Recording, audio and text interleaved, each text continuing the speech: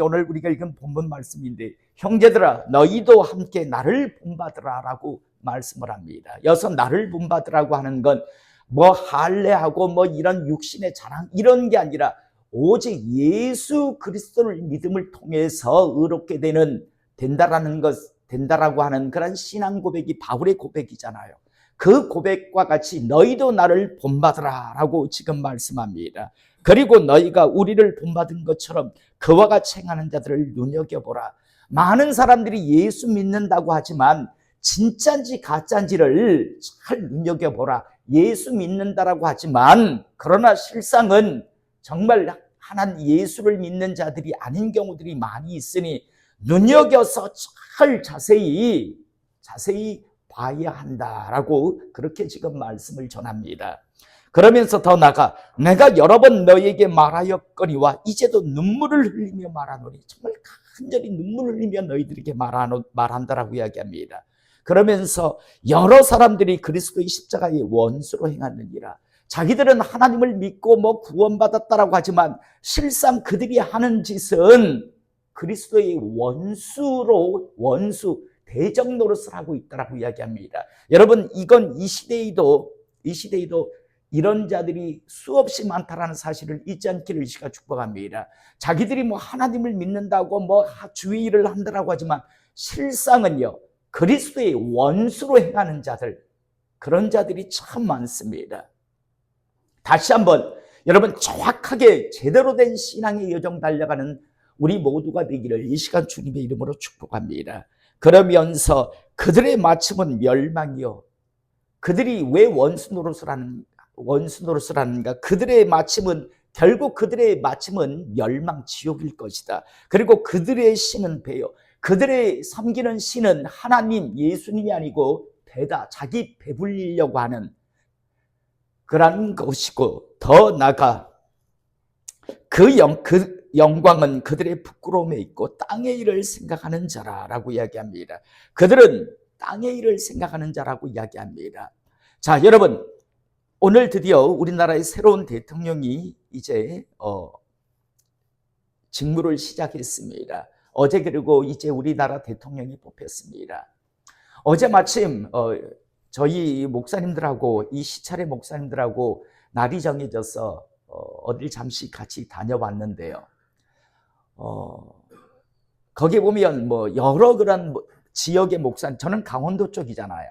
강원도 쪽인데 거기에 보면 뭐 순천 출신의 목사님도 있고요. 그다음 또 군산 출신의 장로님도 같이 갔었거든요. 그래서 서로 대화를 하면서 보니까 다들 저는 정치 이야기를 하려고 하는 게 아닙니다. 정치 이야기 하려는 게 아니라 다들 차별금지법, 그게 하나님의 그런 말씀과 배치되잖아요. 그것 때문에 그래서 많은 염려를 하더라고요.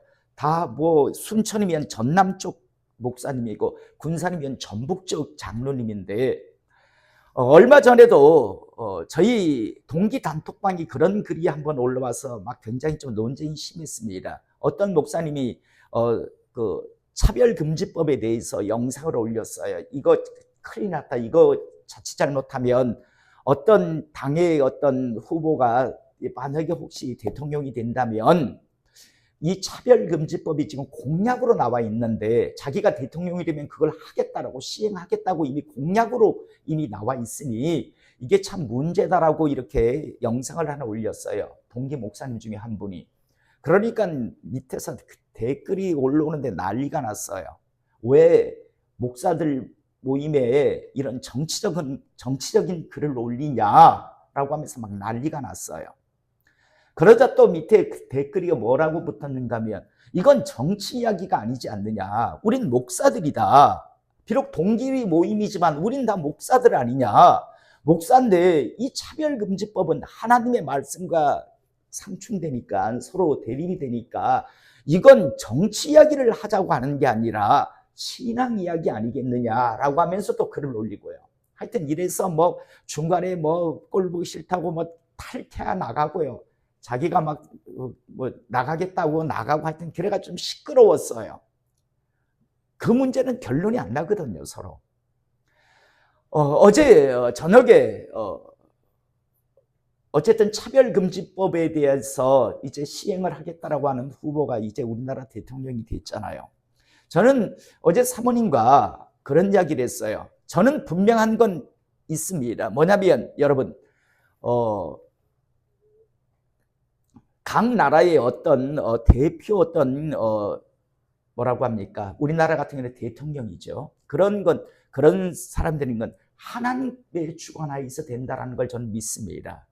권세자는 하나님께서 세운다라고 성경은 말씀하고 있으니까 그게 나중에 어떤 식으로 펼쳐질지는 모르겠으나 복이 될 수도 있고 화가 될 수도 있고 그건 모르는 거니까요. 어쨌든 저는 이번에 당선된 대통령이 하나님께서 세우셨다라고 저는 믿습니다. 그냥 결과가 어떻게 되든가 일단은 하나님께서 세우셨을 것이다라고 믿습니다. 왜냐하면 저는 앞에 있었던 그런 대통령과 그 영부인의 했던 행동들을 보기 때문에 알기 때문에 그래서 하나님께서 또 어떤 하나님은 돌 하나를 던져서 여러 마리의 참새를 잡으시는 분이거든요.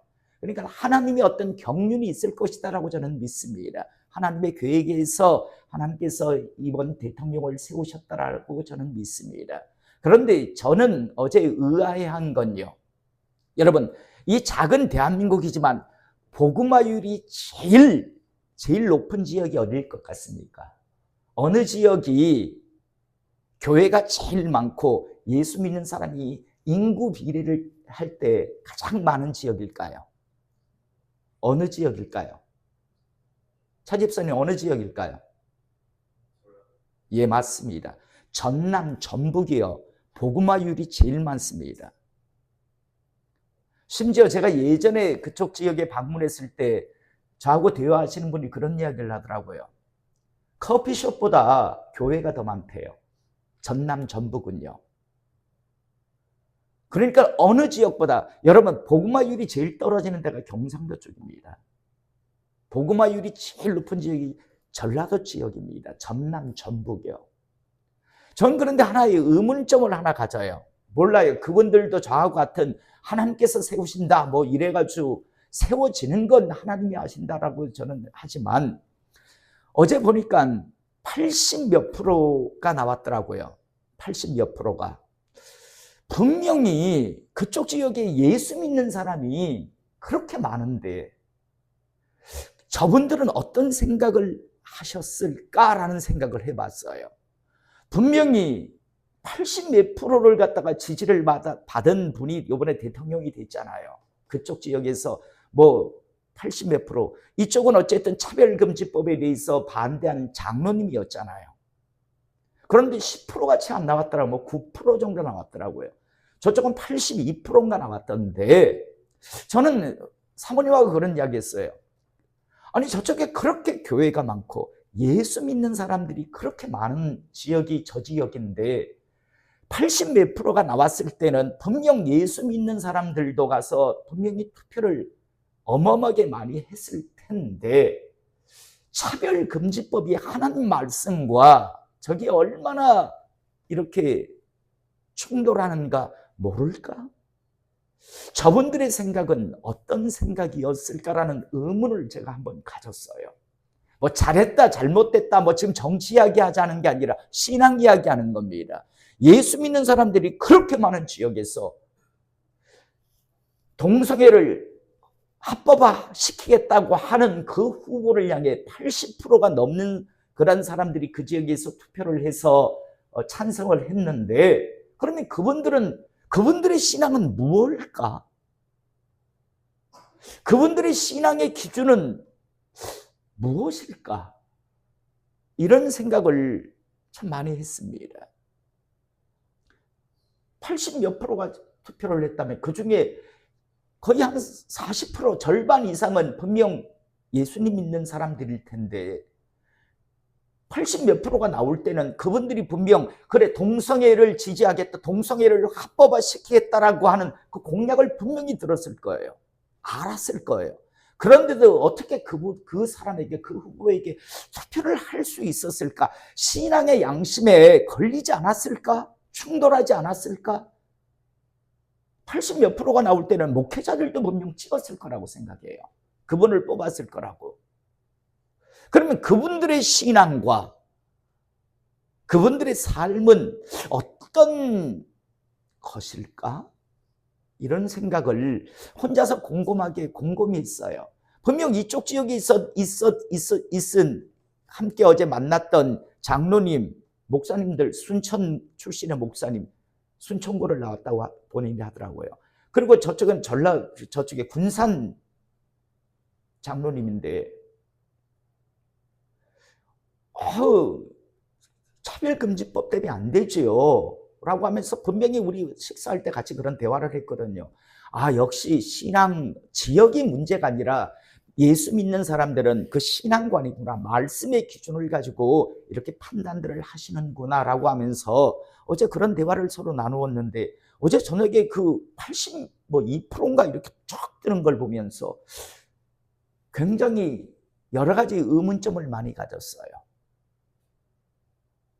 한 번 정도는 우리가 생각해 볼 만한 그 부분이 아닐까. 어떤 생각이었을까? 어떤 판단이었을까? 한번 생각해 보았습니다. 자, 여러분, 저는 다시 한번 오늘 이 말씀을 우리가 잊지 않기를 원합니다. 형제들아, 너희는 함께 나를 본받으라. 예수 그리스도를 믿으니 예수 그리스도의 말씀에 순종하는 게 의롭게 되는 겁니다. 그러면서 그리고 너희가 우리를 본받은 것처럼 그와 같이 행하는 자들을 눈여겨보라. 다 예수 믿는다고 하지만, 하나님을 따른다고 하지만, 하나님 말씀에 순종한다고 하지만 눈여겨보라. 아는 자들도 있다. 섞여 있다. 분명히. 그러면서 내가 여러 번 너에게 말하였거니와 이제도 눈물을 흘리며 말하노니 여러 사람들이 그리스도의 십자가의 원수로 행하느니라. 나는 예수를 가짜라고 여긴다가 아니라 예수는 주, 예수는 그리스도라고 입으로는 말하는데, 그런데 실상은 그리스도의 십자가의 원수의 삶을 살아가는 자들이 있다라고, 초대교회 때도 있다라고 말씀합니다. 그러면서 그들의 마침은 멸망일 것이다. 그리고 그들이 섬기는 신은 배다, 세상이다. 더 나아가 그 영광은 그들의 부끄러움에 있고 땅의 일을 생각하는 자, 그들은 땅의 일을 생각하기 때문에 십자가의 원수로 행하는 것이다 라고 말씀합니다. 그러면서 마지막으로 20절 21절에 그러나 우리의 시민권은 하늘에 있는지라 거기로부터 구원하는 자 곧 주 예수 그리스도를 기다리노니 그는 만물을 자기에게 복종하게 하실 수 있는 자의 역사로 우리의 낮은 몸을 자기 영광의 몸의 형체와 같이 변하게 하시리라. 여러분, 저는 이 땅에 살지만 이 땅의 것에 연연하고 붙들려서 제대로 된 판단을 하지 못하고 살아가는 그런 십자가의 원수로 행하는 그런 삶을 사는 분들이 아니라 항상 이 땅에 살지만 하늘 시민권을 항상 생각하시며 하나님의 말씀의 기준을 가지고 판단하시고 결정하시고 또 살아가시는 하나님의 사람 되시기를 이 시간 축복합니다. 참 안타깝다라는 생각을 하고 저는 잊지 못할 이번 대통령 선거였다라는 생각을 합니다. 여러 생각을 참 많이 하고 그 중에 과연 목회자들은 다방보다 커피숍보다 교회가 많은지요. 복음화율이 대한민국에서 제일 높은 지역, 예수 믿는 사람이 가장 많은 지역에서 80% 이상의 사람들이 차별금지법, 동성애를 합법화시키겠다고 아예 대놓고 이야기한 그 후보에게 그 찍을 때 신앙의 양심은, 그들의 판단, 그들의 결정의 그런 판단의 기준은 무엇일까를 한번 생각해 보며 오늘 이 말씀을 아까 묵상하면서 한번 생각해 보았습니다. 저는 다시 한번 남은 생에 살아가시며 어떤 결정을 하시고 어떤 판단을 하실 때 항상 하나님의 말씀의 기준을 가지고, 왜냐하면 우리는 세상의 그런 것에 소망을 두고 사는 사람들이 아니라 하늘 시민에 대한 소망을 두고 살아가는 하나님의 사람들이니까 하나님 말씀의 기준이 우리의 판단 기준이 되어야 하고 또 결정의 그런 어떤 기준이 되어야 한다는 것을 잊지 않고 우리 모두 달려갈 수 있기를 이 시간 주님의 이름으로 축복합니다. 기도하시겠습니다.